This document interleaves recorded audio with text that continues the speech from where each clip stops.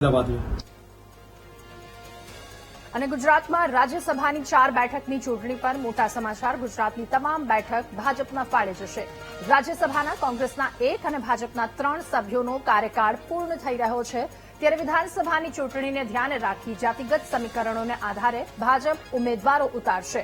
આદિવાસી, બ્રાહ્મણ, અનુસૂચિત જાતિ અને કડવા પાટીદાર સમાજમાંથી ભાજપ પોતાના ઉમેદવાર ઉતારી શકે છે, તો ગુજરાતમાં 30થી વધારે લોકોના સંભવિત નામોનું સૂચન કરવામાં આવ્યું છે। આદિવાસી સમાજના 2 ઉમેદવારોની ભાજપ પસંદગી કરી શકે। રાજ્યસભાની ચૂંટણી માટે ફોર્મ ભરવાની અંતિમ તારીખ 8 જૂન છે। 18 જૂનના રોજ રાજ્યસભાની ચૂંટણી માટે મતદાન યોજાશે, ત્યારે કયા ઉમેદવારોની પસંદગી થશે એના પર પ્રશ્નાર્થ। ગુજરાતમાં રાજ્યસભાની 4 બેઠકની ચૂંટણી પર મહત્વના સમાચાર। ગુજરાતની તમામ 4 બેઠક ભાજપના ફાળે જશે। રાજ્યસભામાં કોંગ્રેસના 1 અને ભાજપના 3 સભ્યોનો કાર્યકાળ પૂર્ણ થઈ રહ્યો છે। વિધાનસભાની આ ચૂંટણીને ધ્યાને રાખી જાતિગત સમીકરણોના આધારે ભાજપ પોતાના ઉમેદવાર ઉતારશે। કયા ઉમેદવારોની પસંદગી થશે એને લઈને પણ એક પ્રશ્નાર્થ। આદિવાસી, બ્રાહ્મણ, અનુસૂચિત જાતિ અને કડવા પાટીદાર સમાજમાંથી ભાજપ પોતાના ઉમેદવાર ઉતારી શકે છે। વધુ માહિતી મેળવીશું। સંવાદદાતા પાર્થ આપણી સાથે ફોન લાઈન પર જોડાયા છે। પાર્થ, ગુજરાતમાં રાજ્યસભાની 4 બેઠક પર ચૂંટણી, કયા નામ આવશે, કોના ફાળે આ બેઠક જશે, અનેક સવાલો આ વાતને લઈને થઈ રહ્યા છે, શું વધુ વિગતો?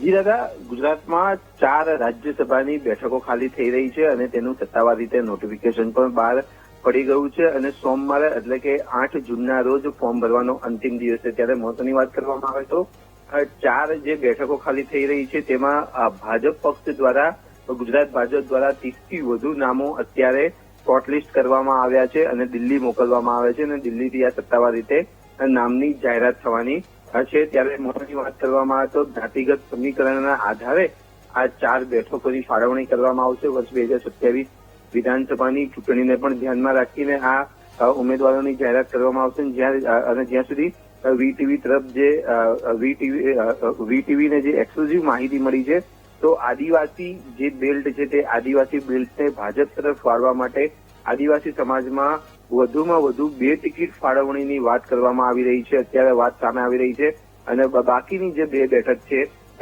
તેમાં એક બ્રાહ્મણ અને એક પટેલ ઉમેદવારને ઉતારવાની પણ શક્યતા હાલ સેવાઈ રહી છે। આ તમામ જે છે જે ટિકિટની ફાળવણી જ્ઞાતિગત સમીકરણના આધારિત થશે, પરંતુ ગુજરાતના ઝોન પ્રમાણે પણ આ ટિકિટની ફાળવણી કરવામાં આવી શકે છે અને લગભગ રવિવારે મોડે સાંજે અથવા તો સોમવારે જ્યારે અંતિમ દિવસ છે ફોર્મ ભરવાનો, ત્યારે વહેલી સવારે આ ઉમેદવારોની સત્તાવારની જાહેરાત થઈ શકે છે।